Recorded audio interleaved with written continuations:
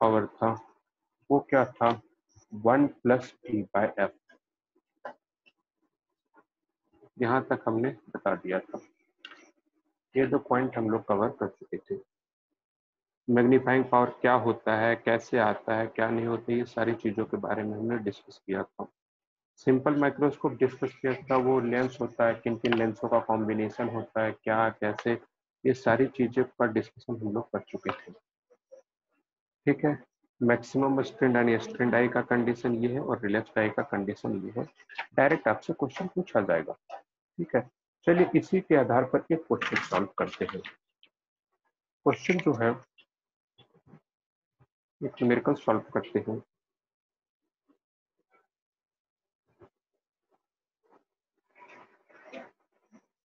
पूछा जा रहा है if the focal length of magnifier is 5 centimetre.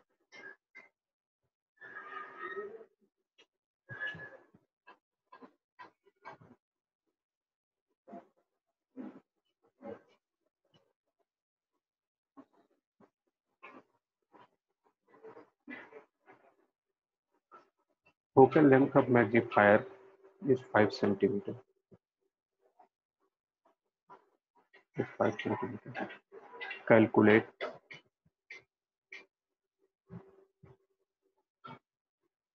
the power of the lens, the power of the lens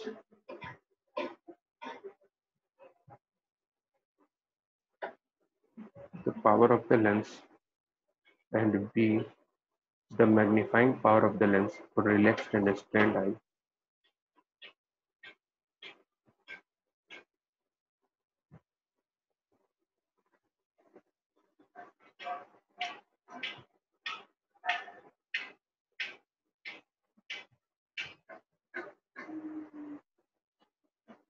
The magnifying power of the lens for relaxed and strained eye.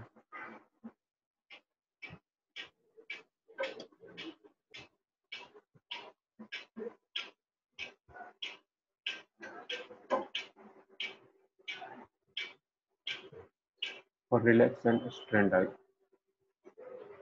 ठीक है, question आप लोग एक बार solve करने का कोशिश कीजिए कि ये कैसे सॉल्व होगा। ठीक है, खुद से सॉल्व कीजिएगा, ज्यादा बेटर रहेगा।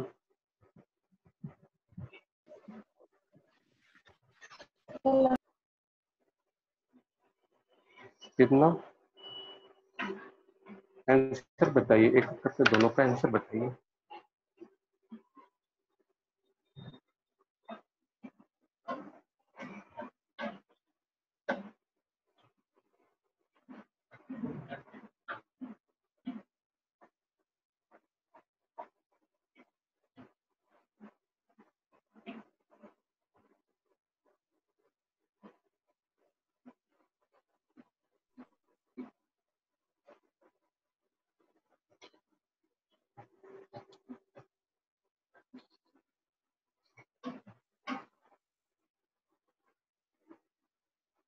आया आंसर आया आप लोगों का कुछ?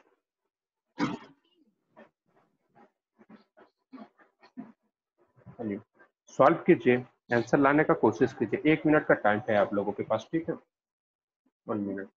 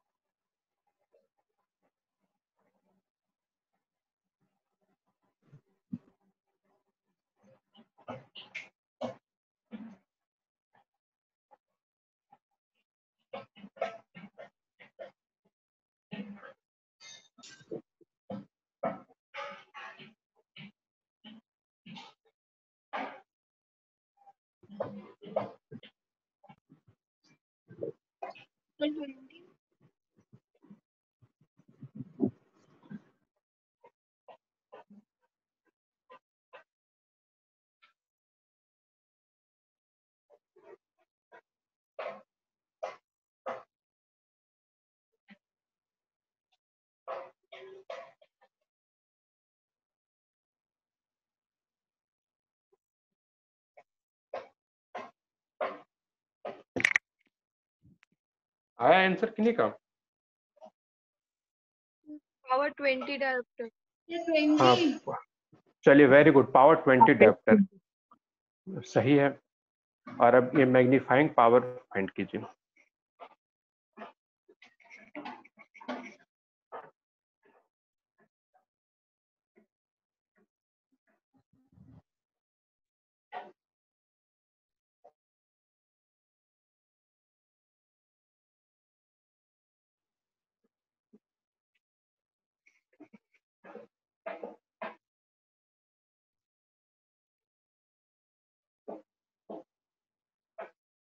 बेसिक से क्वेश्चन सॉल्व कीजिए ना, इतना टिपिकल है ही नहीं जितना आप लोग सोच रहे, जितना टाइम ले रहे हैं। इतने मतलब अच्छे बच्चे सारे इसमें बैठे हुए हैं, कम से कम 80% स्टूडेंट इसका आंसर दे सकते हैं। और ऊपर से क्या फॉर्मूला लिखा हुआ है उसी में। सर रिलैक्स के लिए 5 और स्ट्रेन के लिए 6 हाँ, मैग्नीफाइंग। रिलैक्स के लिए 5 और स्ट्रेंथ के लिए 6 हो गया मैग्नीफाइंग पावर। सही है।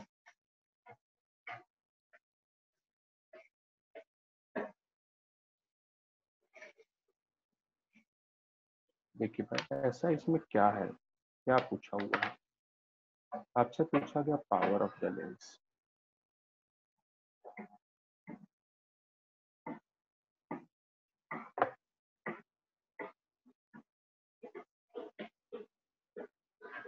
पावर ऑफ द लेंस पूछा गया, तो पावर क्या हो गया 1/f। ठीक है, और यहाँ मीटर में रहता है, तो भाई जब ये फोकस हमारा 5 सेंटीमीटर है, तो इसको साथ ही साथ सॉल्व करते चलिए। तो इसको 5/100 मीटर लिख देंगे, तो पावर क्या हो गया 1/फोकस 5 है, ऊपर 100 चला जाएगा, तो क्या हो गया 20 डायोप्टर। ये पर मीटर होता है, अडेप्टर होता है।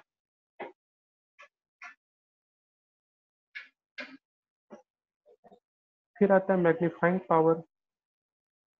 मैग्नीफाइंग पावर रिलैक्स का हो गया, रिलैक्स यानी इंफिनिटी पर बनेगा इमेज, तो क्या होता है d/f।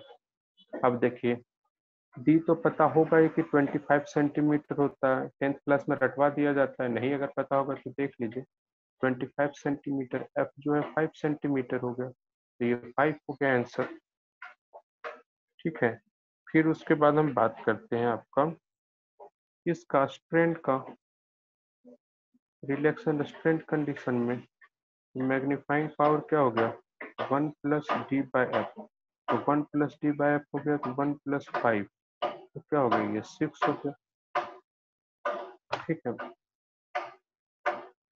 6 हो गया, सिंपल सा। चलिए इसको नोट डाउन कीजिए, एक न्यूमेरिकल और सॉल्व करवाऊंगा इसके ऊपर।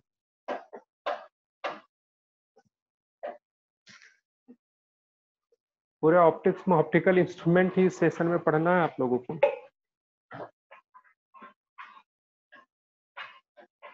चलो क्या, बोलो बोलो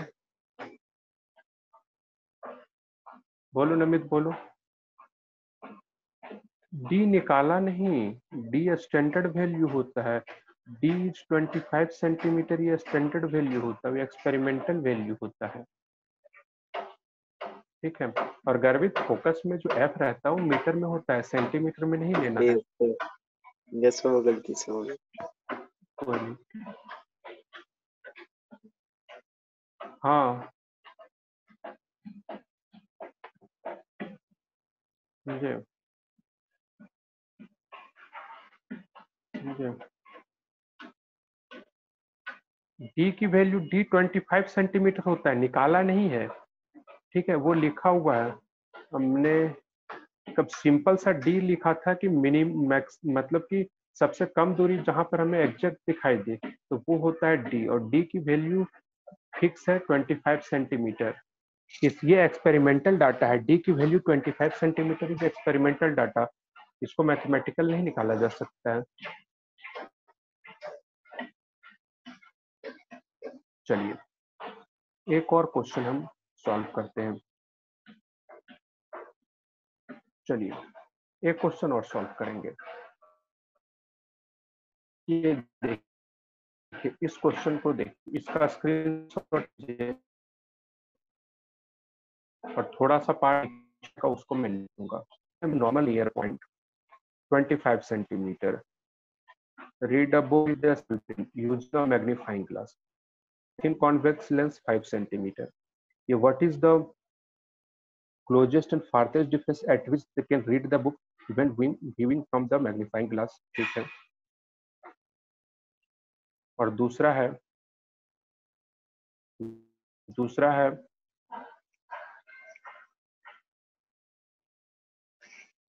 ये स्क्रीनशॉट ले लिया आप लोग, मैं पलटूंगा इसको, ठीक है, पलटूंगा. इसके स्टोरी के ऊपर ध्यान नहीं देना आप लोगों को, ठीक है, जो बस बात जो पूछी गई है उसके ऊपर ध्यान देना है, ठीक है. देखिए इसको मैं सॉल्व करता हूँ. देखो क्वेश्चन थोड़ा बड़ा सा है, तो इसमें सबसे पहले हम क्या करेंगे, कुछ टाइप का क्वेश्चन को सॉल्व करने के लिए, इस टाइप का कोई भी न्यूमेरिकल को सॉल्व करने के लिए हम सिंपली जो हमारा गिवन डाटा रहेगा उसको लिख देंगे. गिवन डाटा जो नियरेस्ट पॉइंट रहता है वो हमेशा 25 सेंटीमीटर रहेगा. हाँ, अगर क्वेश्चन में बोल दिया है 20 सेंटीमीटर है, 26 है या 30 है, तो this is a different thing. लेकिन नॉर्मली अगर नहीं दिया है तो डी हम हमेशा 25 देंगे, ठीक है. उसके बाद मैग्नीफाइंग ग्लास का यूज करता है जिसका फोकल लेंथ 5 सेंटीमीटर है. मैग्नीफाइंग ग्लास यानी कन्वर्जिंग लेंस हो गया. कन्वर्जिंग लेंस का फोकल लेंथ हमेशा पॉजिटिव रहेगा. तो ये क्वेश्चन ये इतना ही बोला गया है. ये जो हमसे पूछा गया है वो ये बोला गया है, what is the closest and farthest difference.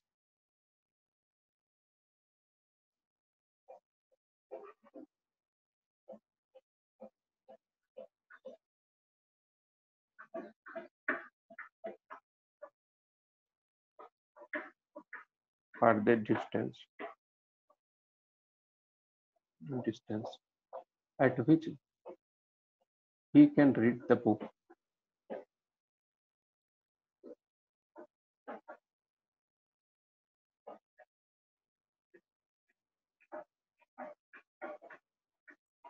He can read the book when viewed from the magnifying glass. जब मैग्नीफाइंग ग्लास से देखेगा. देखो अगर कल का पूरा जो डायग्राम से हमने बताया था वो अगर दिमाग में होगा तो इसका एक इमेज बनने लगा होगा कि ये कैसे सॉल्व होगा. View from the magnifying glass.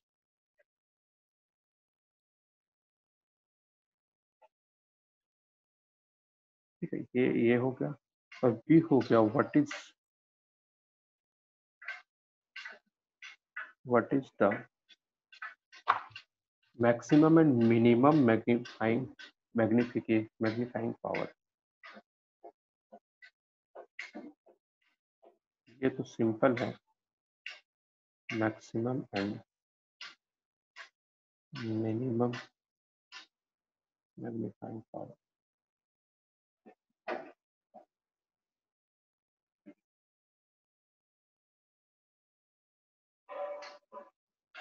Magnifying power possible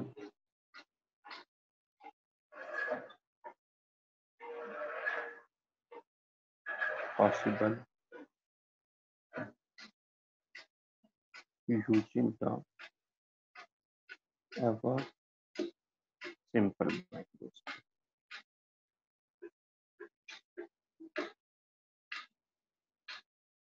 simple microscope. तो इसमें क्वेश्चन बोला गया है. अब मेरी आवाज जा रही है, मैं धीरे धीरे बोल रहा हूँ, आवाज जा रही है? Yes sir. कोई प्रॉब्लम होगा, Yes, आवाज sir. कम जाएगी तो बता दीजिएगा, ठीक है. ठीक है, क्लोजेस्ट एंड फारदेस्ट डिस्टेंस बोला है, ठीक है. तो क्लोजेस्ट डिस्टेंस से सबसे क्लोज कितना हो सकता है इमेज, जो उस ऑब्जेक्ट जो हम मैग्नीफाइंग ग्लास से देखेंगे तो हम उस इमेज को देख रहे होंगे, क्योंकि बुक का लेटर तो बहुत छोटा है. तो क्लोजेस्ट डिस्टेंस जो होगा v का सबसे मिनिमम वैल्यू होगा, जो सबसे क्लोजेस्ट डिस्टेंस होगा वो कितना हो जाएगा. सॉल्यूशन अगर हम इसका देखने जाएंगे, यहाँ से v मिनिमम जो होगा इमेज जो, वो क्या होगा -25 सेंटीमीटर, क्योंकि इमेज वो अपोजिट डायरेक्शन में मेजर होगा. v minimum -25 centimetre. और क्या है वी मैक्सिमम पाओगे इंफिनिटी। ठीक है, तो क्वेश्चन ये है कि कहाँ पर उसको रखे। क्वेश्चन ये है कि एक एक तो मिनिमम इमेज यहाँ बनेगा और मैक्सिमम इंफिनिटी पर बनेगा। तो देखो, जब मैक्सिमम इंफिनिटी पर बनेगा उस समय हमारा जो लेटर है वो कहाँ पर होना चाहिए, फोकल लेंथ पर रहना चाहिए, और वो हमारा सबसे क्या हो जाएगा, सबसे मैक्सिमम होगा। ये मैक्सिमम क्या हो गया, focal length minus of F. ठीक है, तो यू मैक्सिमम जो हमारा हो गया वो क्या हो गया, माइनस ऑफ 5 सेंटीमीटर पर। यानी हम ऑब्जेक्ट को, जो हमारा ऑब्जेक्ट रहेगा यानी जो लेटर रहेगा, उसको क्या लेंस से, मैग्नीफाइंग लेंस से हम क्या 5 सेंटीमीटर नीचे रख सकते हैं। लेकिन प्रॉब्लम है कि इस केस में कितना रखेंगे। ठीक है, इस केस के लिए हम जो डायरेक्ट नहीं फॉर्मूला पता है तो इसका यूज कर देंगे, 1/v minus 1/u is equal to 1/f। तो v कितना हो गया, 1 minus 25 minus 1/u is equal to, ये क्या हो गया, 1/5। ठीक है, तो minus 1/u is equal to 1/5 plus 1/25। इसका एलसीएम करेंगे तो आ जाएगा 6/25। तो हमारा जो u आ जाएगा वो आ जाएगा -25/6 यानी -4.17 सेंटीमीटर। यानी कि जो u मिनिमम होगा वो कहाँ पर रखेंगे, -4.17 सेंटीमीटर, -4.17 सेंटीमीटर। एक को कहाँ रखेंगे, जब एक बार फोकल लेंथ पर रहना चाहिए वर्ड को, और दूसरा -4.17 सेंटीमीटर वहां पर रखना चाहिए मिनिमम, इससे नीचे हम नहीं जा सकते। तो क्लोजेस्ट डिस्टेंस क्या होगा, ये मिनिमम वाला हमारा क्या हो गया क्लोजेस्ट, और ये क्या हो गया farthest। इससे बाहर नहीं रख सकते क्योंकि हमारा लिमिटेशन लगा हुआ है कि u जो है f और p के बीच में ही रह सकता है। अब ठीक है, मैक्सिमम एंड मिनिमम, तो मैक्सिमम स्ट्रेन कब प्रोड्यूस्ड होता है, ये तो आज क्वेश्चन हो गया। तो मैक्सिमम स्ट्रेन कब प्रोड्यूस्ड होता है, यानी कि मैक्सिमम इस समय क्या आता है, मैग्नीफाइंग पावर क्या रहता है, मैक्सिमम स्ट्रेन के समय में मैग्नीफाइंग पावर मैक्सिमम होता है। और ये तब होता है जब उस समय का फॉर्मूला क्या होता है, उस समय का फॉर्मूला जो होता है, मैग्नीफाइंग पावर जो होता है वो 1+d/u होता है। ठीक है, d/u होता है। तो u इज इक्वल टू, यहाँ पर क्या हो जाएगा, 25/6 है, तो 1+d को क्या लिख देते हैं, -25। और यहाँ पर क्या लिखेंगे, नीचे हो जाएगा u, -25/6 ऊपर कर देंगे। तो यहाँ मैग्नीफाइंग पावर कितना आ जाएगा, 7 आ जाएगा। मैग्नीफाइंग पावर इसमें क्या हो गया, 1 मिनट,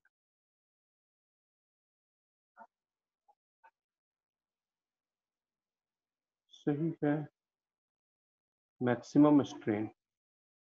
ठीक है,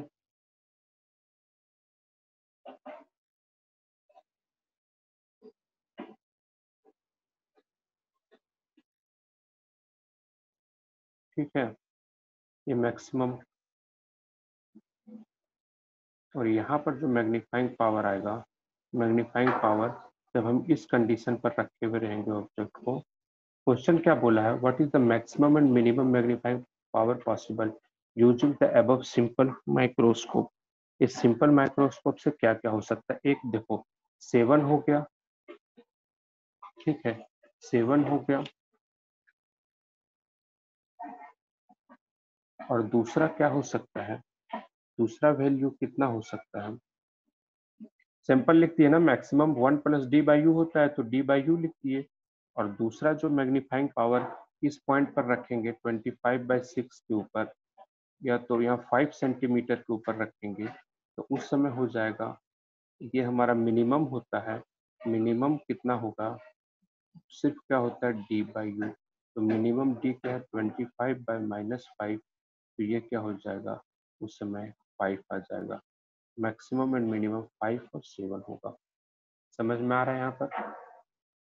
यहाँ पर मैक्सिमम में मिनिमम जो होगा वो 5 और 7 होगा, क्योंकि जब इन्फिनिटी पर हम ऑब्जेक्ट को रखेंगे, देखिए यहाँ इन्फिनिटी पर हमारा इमेज बनेगा, जब हमारा इन्फिनिटी पर, तो उस समय का फॉर्मूला क्या है, डी बाई यू सिंपल है।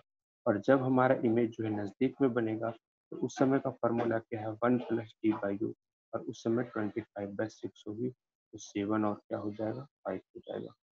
ठीक है, बेसिक बेसिक से ऐसे ऐसे क्वेश्चन, ये तो फिर भी थोड़ा टिपिकल सा क्वेश्चन हो गया, नहीं थोड़ा हाई लेवल का क्वेश्चन हो गया, लेकिन फिर भी इसी टाइप के क्वेश्चंस आने हैं, इससे बाहर आपके क्वेश्चंस कभी नहीं जाएंगे। चलिए यहाँ तक का स्क्रीनशॉट लीजिए, फिर आगे बढ़ते हैं।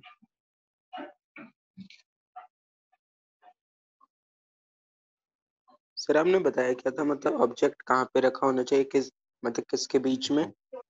सुनो, अच्छा ऑब्जेक्ट का कल जो बताया था वो, यस सर, मतलब किस ऑब्जेक्ट हम के बीच में रखना चाहिए? यहाँ पर बता देता हूँ। ऑब्जेक्ट जो बताया था सिंपल माइक्रोस्कोप में, ये ऑप्टिकल सेंटर होता है और ये फोकस, यहीं से यहीं के बीच में ऑब्जेक्ट को वेरी करना चाहिए। Okay sir. फोकस से लेकर के यहाँ तक, इसके बीच में। ठीक है, तो जरूरी नहीं है कि ये यहाँ तक आएगा, वो सिर्फ उसी डिस्टेंस तक आता है जब हमारा इमेज कहाँ बन पाए, डी तक, उससे पीछे नहीं आएगा। ठीक है, तो चलिए ओके अब सर। थोड़ा सा ध्यान दीजिएगा, क्योंकि अब हमारा जो आता है वो आता है कंपाउंड माइक्रोस्कोप के ऊपर। रे डायग्राम के ऊपर ध्यान दीजिएगा कंपाउंड माइक्रोस्कोप में।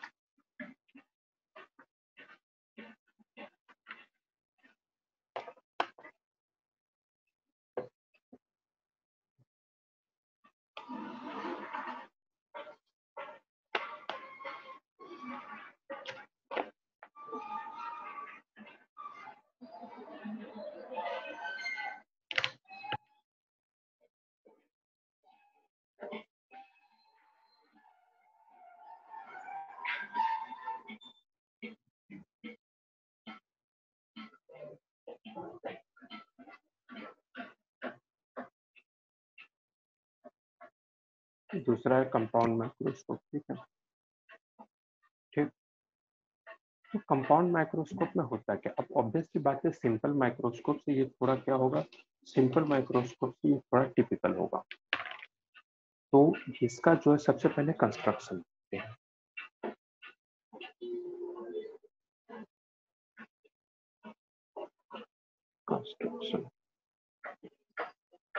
कंस्ट्रक्शन में करता है, it consist of 2 convergent lens of short focal length. ठीक है, एंड अपर्चर अरेंज्ड कोएक्सियली। तो कंस्ट्रक्शन में क्या होता है, कंसिस्ट रहता है 2 कन्वर्जेंट लेंस। ठीक है,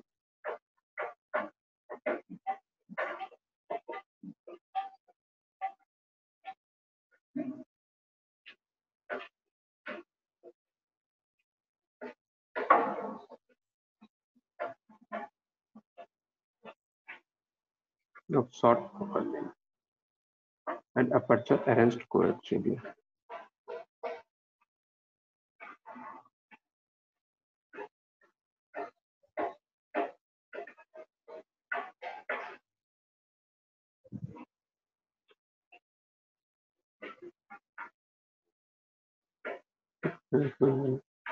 lens of focal length approach, अब देखो इसमें एक रहता है स्मॉल अपर्चर का, ठीक है, और एक रहता है लार्ज अपर्चर का। ठीक है, दो रहता है, 2 लेंस है, क्या हो गया, 2 लेंस है। ठीक है, एक का अपर्चर जो रहता है वो स्मॉल अपर्चर का रहता है। डायग्राम बनाऊंगा तो और क्लियर होगा। एक होता है लार्ज अपर्चर। ठीक है, इसे हम बोलते हैं, जो ऑब्जेक्ट को ऑब्जेक्ट के सामने रहता है उसे हम क्या कहते हैं, ये स्मॉल अपर्चर, उसे हम ऑब्जेक्टिव कहते हैं। इट्स कॉल्ड ऑब्जेक्टिव और फील्ड लेंस। ये जो स्मॉल अपर्चर का जो लेंस रहता है उसे हम ऑब्जेक्टिव और फील्ड लेंस बोलते हैं, जो ऑब्जेक्ट के नजदीक रहता है। और लार्ज एपर्चर का जो रहता है उसे हम क्या बोलते हैं, आई पीस बोलते हैं, आई पीस। इसका फोकल लेंथ जो हम एफ नोट से रिप्रेजेंट करते हैं और इसका फोकल लेंथ एफ ई से रिप्रेजेंट करते हैं। ठीक है, ठीक है, समझ में आ रहा है। दो लेंस से मिलकर के बना रहता है, एक का स्मॉल अपर्चर रहता है, एक का लार्ज अपर्चर रहता है। जो स्मॉल अपर्चर रहता है ऑब्जेक्ट की तरफ रहता है, जो लार्ज अपर्चर रहता है वो हमारे आई के नजदीक रहता है। तो आई के नजदीक रहता है तो हम उसे क्या कहते हैं, आई पीस कहते हैं। समझ में आ रहा है, हम उसे क्या कहते हैं, आई पीस कहते हैं। ठीक है, और इसको एफ ई होता है, ये हो गया एफ नॉट, यहाँ तक पता है। ठीक है, और इन दोनों के बीच का जो सेपरेशन रहता है उससे हम लेंस ट्यूब लेंथ ऑफ मतलब माइक्रोस्कोप कहते हैं, जो कि वेरी होते रहता है। वो आप लोग देखे होंगे, माइक्रोस्कोप ऐसे ऐसे ऐसे गोल गोल घुमा करके उसके लेंथ को कम ज्यादा करते हैं, तो इसीलिए करते हैं। ठीक है, अब देखते हैं इसका रे डायग्राम समझने का कोशिश करते हैं, इसका रे डायग्राम कैसे करके बनता है। ठीक है, रे डायग्राम थोड़ा सा इसमें ध्यान देना, यही तो है।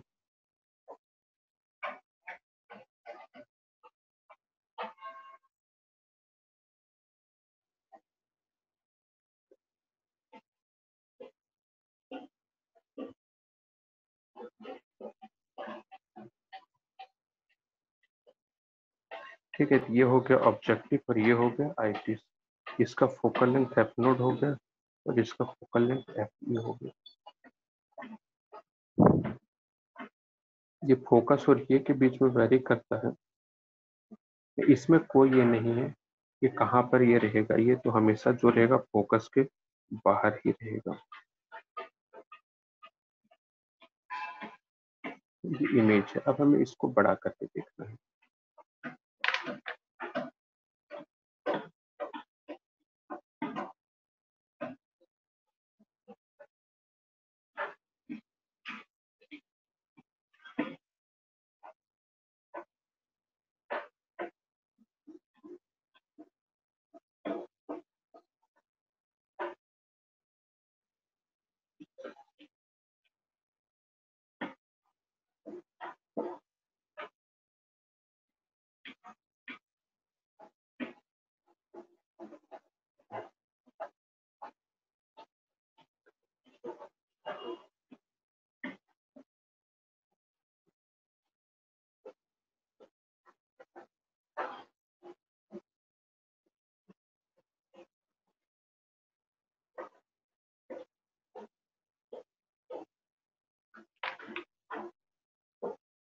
एच हो गया।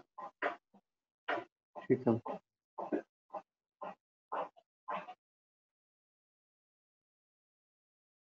यहाँ पर एच डैश फोकस के एफ नोड।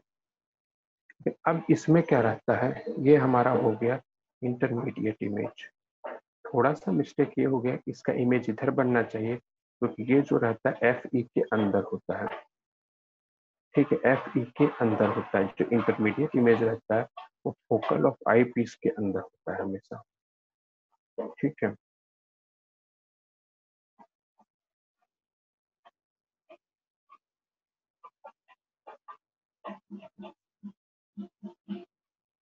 इसको जो है मिनट मैं आपको रे डायग्राम दिखाता हूँ, उसे समझने का कोशिश कीजिएगा। ठीक है, ये रहा, ये रे डायग्राम देखिए।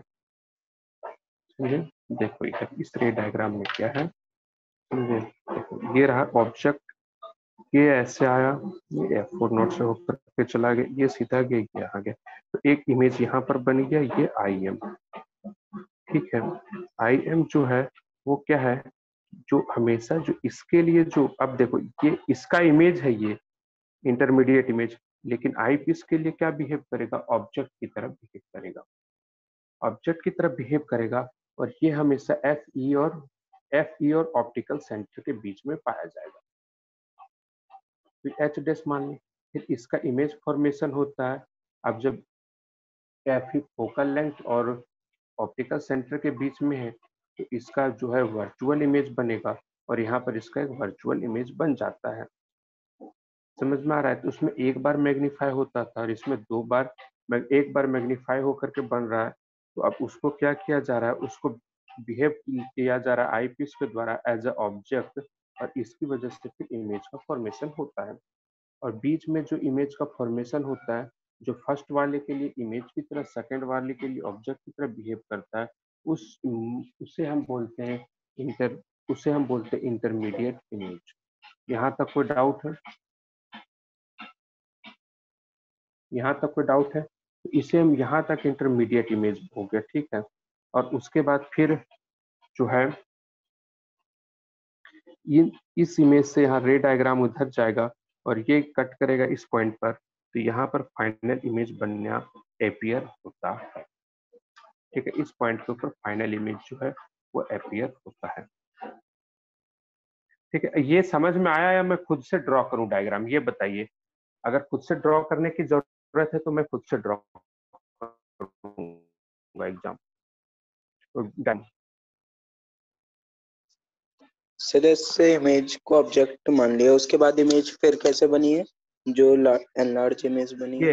ये देखो, ये Yes, sir. इंटरमीडिएट को हमने ऑब्जेक्ट माना, तो अब यहाँ से एक रे जो है कहाँ जाती, एक रे सीधा जाएगी, सीधा जाके फोकस से होते हुए क्रॉस करेगी, ये फोकस हो गया एफ ई से होते हुए क्रॉस करेगी, तो कहाँ से आती हुई दिख रही, इस पॉइंट से। एक रे जो है वो सीधा निकल के चली जाएगी, एक रे सीधा निकल के चली जाएगी ऑप्टिकल सेंटर से, तो कहाँ से आती हुई दिख रही, इस पॉइंट से।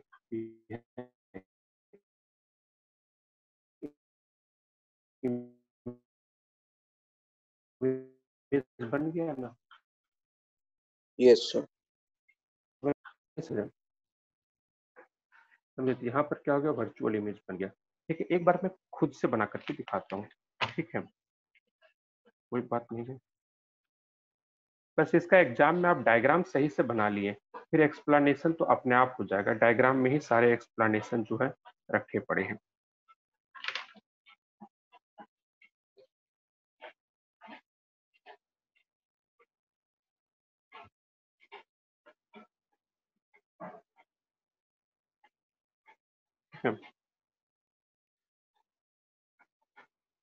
ऑप्टिकल सेंटर का एफ नोड, और ये क्या हो गया, एफ, इसका फोकल लेंथ एफ नोड हो गया, ठीक है। और ये आई के नजदीक आई पीस हो गया, ठीक है। और ये ऑब्जेक्टिव हो गया। यहाँ पर देखो, यहाँ पर हम रख दिया, हमने एक इमेज रखा, ठीक है। तो अब क्या हो गई है,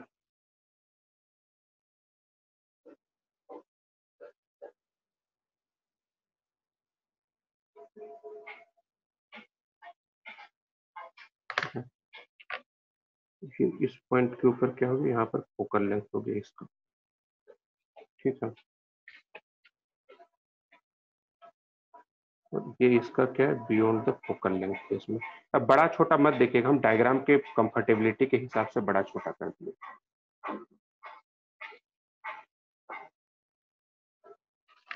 दूसरा जो रे डायग्राम आएगा, यहाँ पर आया,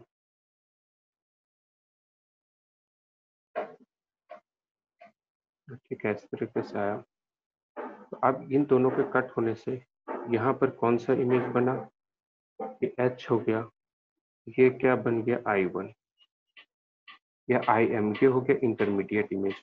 इसमें क्या होता है, इंटरमीडिएट इमेज में फोकस और ऑप्टिकल सेंटर के बीच में होना चाहिए, तो फोकस और ऑप्टिकल सेंटर के बीच में हो गया। अब हम यहाँ से लेकर के चलते हैं, इसका हाइट एच डैश मान लेते हैं, ठीक है। यहाँ से यहाँ तक का डिस्टेंस जो है वो क्या है, UE, ठीक है। यहाँ से यहाँ तक का डिस्टेंस जो है वो क्या हो गया, FE, UE और FE हो गया, ठीक है। फोकस तो FE दिया हुआ है, ठीक है। उसके बाद अब क्या है, यहाँ से जो है, यहाँ से जो लाइट जो पास कर रही है, अब इस पॉइंट से देखो, इस पॉइंट से लाइट क्या है, यहाँ से लाइट जो ऑप्टिकल सेंटर से पास की, तो ऑप्टिकल सेंटर से पास की कैसे करके चली गई, और दूसरा लाइट जो है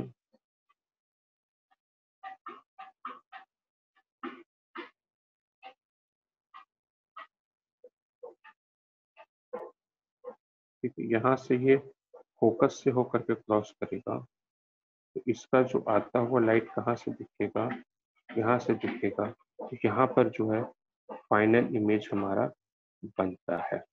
इस पॉइंट के ऊपर क्या है, फाइनल इमेज बनता है। इसको ध्यान में रखिएगा। और ये जो है यहाँ से यहाँ तक की दूरी जो है, ये क्या हो गया, इमेज, इसका इमेज डिस्टेंस हो गया। तो वहां से वहां तक का इमेज डिस्टेंस हो गया। इमेज डिस्टेंस नहीं, यहाँ तक का, ये यहाँ तक का, तो इसका इमेज यहाँ पर बन रहा है, तो ये डिस्टेंस जो है पूरा यहाँ से इमेज डिस्टेंस हुआ। ठीक है, तो अब हम लिख सकते हैं फर्स्ट में क्या, दो फोकल लेंथ लिए, एक का जो इमेज रहेगा वो दूसरे के लिए किस तरह बिहेव करेगा, ऑब्जेक्ट बिहेव करेगा, और जो इमेज बनेगा उसको हम क्या बोलेंगे, मतलब मेडिएटर, इमेज के बीच में ये करने के लिए। ठीक है, ठीक है, इंटरमीडिएट इमेज के नाम से जानेंगे। इंटरमीडिएट इमेज, तो इसके लिए क्या हो गया, इसके इस लेंस के लिए ये हो गया ऑब्जेक्ट डिस्टेंस v, और इसके लिए क्या हो गया, इमेज डिस्टेंस। ठीक है, अब जो है, अब हमारा जो क्वेश्चन आता है, अब ये हो गया रे डायग्राम बन गया, उसके बाद यहाँ पर फाइनल इमेज हमारा बन गया। अब ये जो इंटरमीडिएट इमेज जो है